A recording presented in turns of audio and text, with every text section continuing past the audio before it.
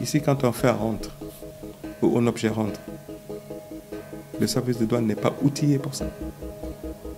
Tout rentre ici, on n'est pas outillé. Aujourd'hui, l'Afrique, c'est vraiment un dépotoir. Et ça, c'est dangereux. Non, Sénégal du mbalit, dëkk africain yi aussi du mbalit parce que boo xoolee auto venant yi ñuy indi di ko jëlee dafa am ay normes européennes ba pare ay moins de 5 ans ay moins de 8 ans moins de 5 ans lay doon auto yooyu boo xoolee ñoo gën auto yi nga xamante ne sax ñooy daw Sénégal. Je partage bien cet avis, mais bon, on n'a pas le choix.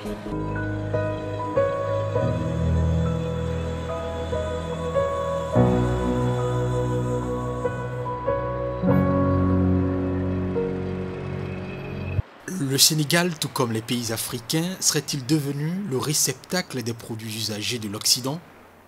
Tout porte à le croire au regard des automobiles, appareils électroniques et autres matériels déjà hors usage qui inondent les marchés africains. Tout cela au péril de notre environnement déjà assez éprouvé. waaw loolu idée sénégalais yi la rek ndax européens yi ñoom jëluñu seen oto di ko envoyé Afrique di ñu ko may sénégalais ñoo def seen business dem Europe di jënd oto venant di ko indi di ko jaayaat parce que am na du ñëpp ñoo mën a jënd oto bu bees. Le Sénégal a un parc automobile de 401 000 véhicules, toutes séries confondues. En 2013, 28 612 véhicules ont été enregistrés par les services douaniers contre 33 118 en 2014. 2015 est annoncé pour battre tous les records. En effet, selon les statistiques, seulement en janvier, 7011 opérations de dédouanement ont été effectuées par la douane. Des raisons économiques certes, mais la préservation de l'environnement est mise à mal. Pourtant, en matière d'importation au Sénégal, une législation existe bel et bien. La procédure d'importation, je rappelle, il y a un canevas général au niveau juridique. Il y a des textes qui régissent l'importation. Pas des véhicules forcément, mais de l'ensemble des produits qui sont des sources de pollution.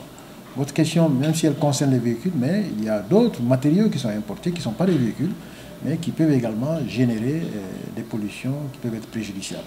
Et ce matériel est importé. Il est importé, il est soumis au contrôle de la douane, il entre en vigueur, il est soumis à des taxes, à des réglementations, et nécessairement, l'application de ces mesures souffre de certaines lenteurs. D'abord, on est en train de violer la Convention de Bâle et la Convention de Bamako. La Convention, ces conventions disent que quand vous avez des déchets, vous devez les traiter vous-même. Donner ces déchets à l'Afrique, c'est parce que ce sont des déchets, même si on peut les utiliser quelque temps. On nous transfère un problème alors que nous n'avons pas les compétences pour justement gérer ces déchets. Cette léthargie des textes qui auraient pu réguler le secteur des véhicules dits venant d'Europe n'est pas sans conséquence sur le vécu quotidien des populations. Le danger est là. Dans le domaine de l'environnement, le danger du véhicule, si on peut parler de danger, c'est tout simplement la pollution générée par le véhicule. Au niveau du transport, et même à la fin du cycle de vie du véhicule, l'épave que constitue le véhicule, la transformation, le recyclage, tout ça, ça peut être des sources de pollution et de nuisances si ce n'est pas bien contrôlé. Le secteur aujourd'hui qui pollue le plus l'air, c'est l'automobile. Parce qu'un véhicule, plus il est vieux, plus il émet. Et lorsqu'il émet, il y a des problèmes pour les populations. Aujourd'hui, aller à l'hôpital, dans les maladies pulmonaires, la recrudescence des maladies pulmonaires due justement à cette pollution. Et surtout chez les enfants.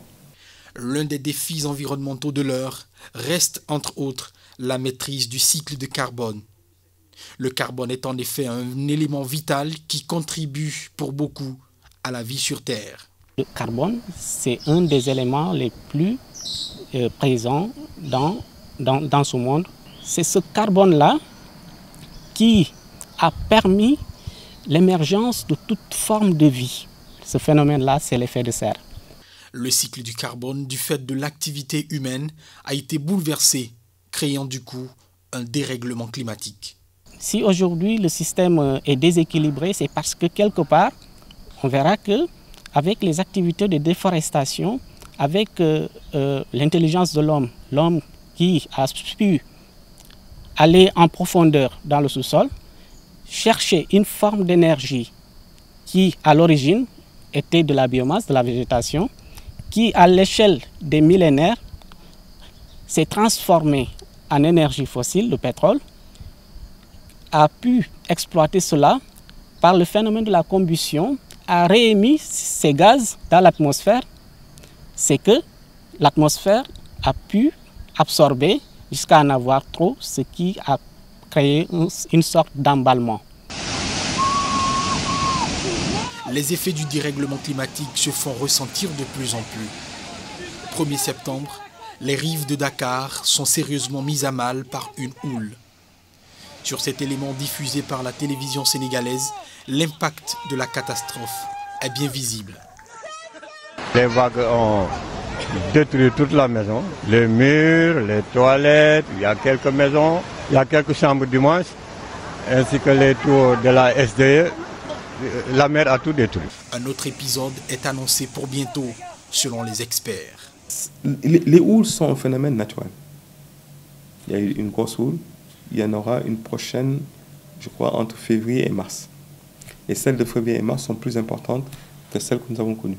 Mais celle que nous avons connue tout dernièrement, elle est rattachée avec un phénomène qui s'est passé en Guinée-Bissau. Il y a eu une tornade.